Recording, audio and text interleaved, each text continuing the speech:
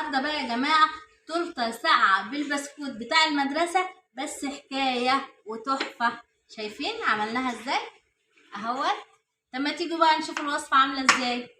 ازيكم يا جماعه، عاملين ايه؟ يا رب تكونوا بخير، وحشتوني. انا النهارده هعمل معاكم حاجه حلوه قوي ببسكوت المدرسه. طبعا احنا بيجيلنا بسكوت مدرسه من يارا، فاحنا قلنا ايه نعمل بيه حاجه حلوه النهارده. خسارة هي مش بتاكله فبتجيبهولنا على ما بوصل بيبقى مهري كده. احنا هنسيب ده نعمل بيه وصفة تانية. امال الكيس ده بيبقى اللي فيه تخين شوية ده. المهم اللي احنا هنشيل ده هنعمل بيه وصفة تانية، خليه على جنب. وده فتحناه وخدنا اللي فيه وحاولنا ان احنا نقصه ونوضبه كده. هقول لكم بقى ايه نعمل فيه ايه. بكوين 2 بالظبط من ده.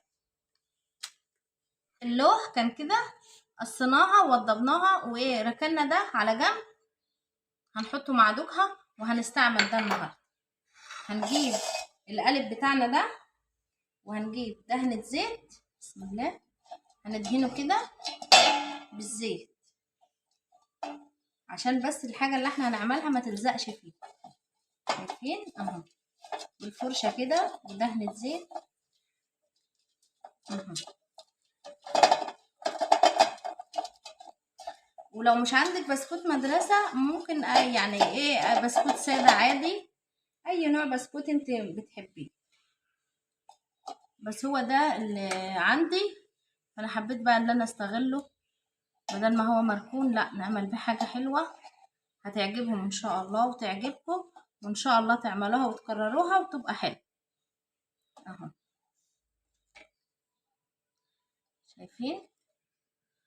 هنرصه كده الرصة اللي تعجبك. لقيتي كده مرة معمولة يعني متضيرة كده، اظبطيها على قد ما انت قادرة اهو. ديت احنا هنحطها كده تمام. الامور كده معانا حلوة اوي. بس كده نركنه كده على جنب. هنجيب نعمل الوصفة التانية. جبنا طاسة وجبنا كيس جيلي مانجا. فضينا كيس الجيلي بتاعنا وهننزل عليه الكوباية ديت معايا يعني مليانة اهي، بمعدل كوباية من الصغيرة، كوباية وربع. فانا هنزل بسم الله بنصها اهي، بنصها. هقلب كده كويس الجيلي بتاعي، مش هحط سكر ولا هحط اي حاجة،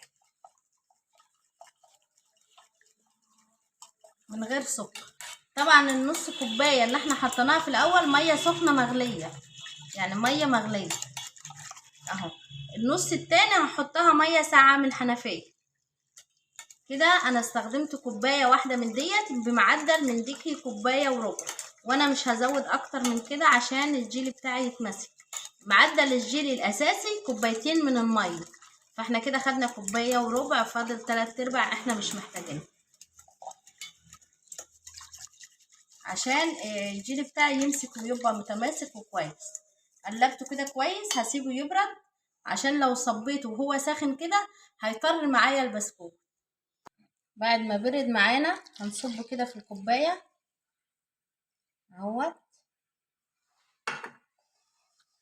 وهنجيب البسكوت بتاعنا بسم الله، وهننزل كده واحده واحده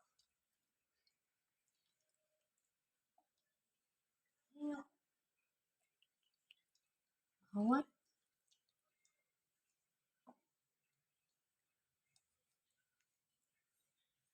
اهو.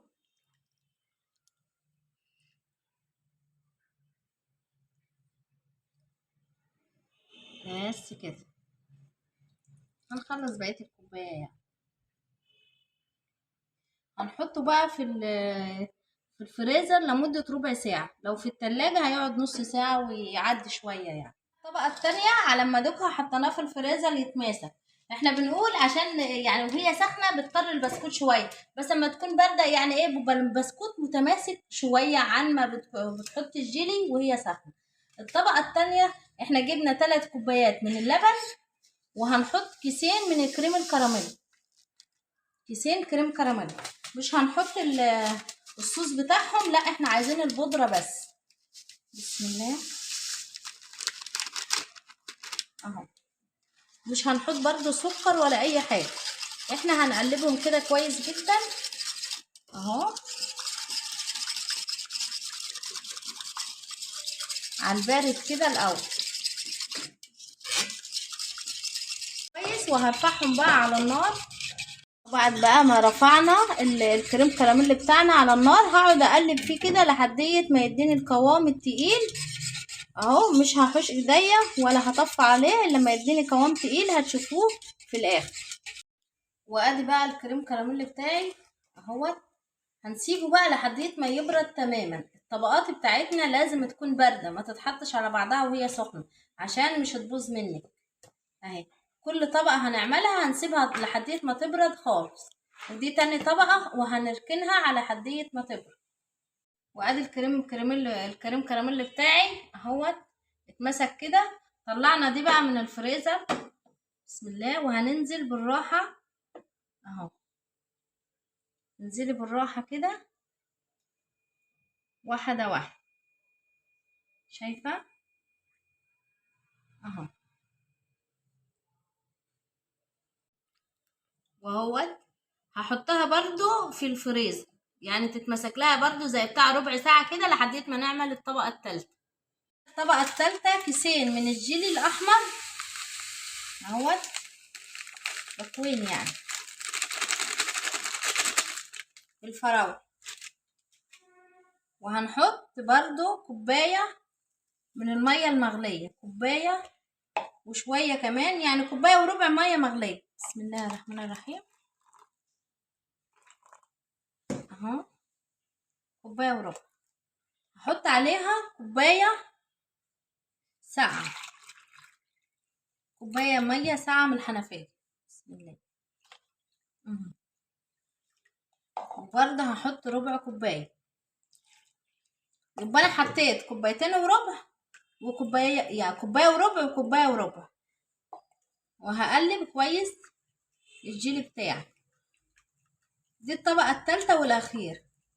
اللبن التلات كوبايات اللي أنا استخدمتهم لبن بنفس الكوباية دي، كل المعيار بنفس كوباية واحدة اللي انت هتعيري بيه. هنقلبه كده كويس، وبعدين برضه هنركنه على جنب لحد ما يبرد خالص والكريم كراميل يتمسك معانا. وادي بقى جبنا الكريم كراميل بتاعنا والجيلي بتاعنا برد. بسم الله هننزل بيه واحدة واحدة كده بالراحة. هتحطي معلقة كده عشان ايه مش يبهدلك الكريم كراميل. بالراحة كده وانت بتصبي اهو، شايفة. بسم الله الرحمن الرحيم اهو. وكده معانا الطبق بتاعنا، القالب بتاعنا مش عاد واخد اكتر من كده، فاحنا هنحطه بقى في الفريزر برضو لمدة لحديت ما يتماسك، لحديت ما انت تحسي اللي هو اتماسك معاكي خالص. انا قلتلك انا حطيت بديت كل المعيار. احنا استعملنا في الجيل الاخير اللي هو اللي بالفراولة، حطينا منه كوبايتين وربع، يعني ايه بمعدل 3 يعني كوبايتين ونص من هناك ماشي، من الكوبايات الصغيرة. انا هحطه بقى في الفريزر لحد ما يتمسك خالص، وبعدين هنشوف هنعمل فيه ايه. وادي بعد ما طلعناها من التلاجة سيبناها في الفريزر لحد ما اتمسكت بالظبط، وحطيتها شوية في التلاجة. جبت فوطة سخنة ويعني حطيت عليها مية سخنة وحطيتها بس عشان تفكها لي من تحت، تفكها لي شوية من تحت عشان اما اجي اقلبها تتقلب معايا بسهولة. مدة 5 دقايق على الفوطة تحتها، وهقلبها بقى. بسم الله اهوت. هستنى عليها شوية كده يا جماعة. بسم الله الرحمن الرحيم اهي، واحدة واحدة كده بالراحة، واحدة واحدة وعلى مهل. شوفوا الجمال. بس هو الجيلي يعني فك سنة كده اهوت، شايفين حلوة قوي. يعني المفروض ساعة ما اطلعها على طول اللي انا اعملها على طول عشان ما تعملش معايا كده.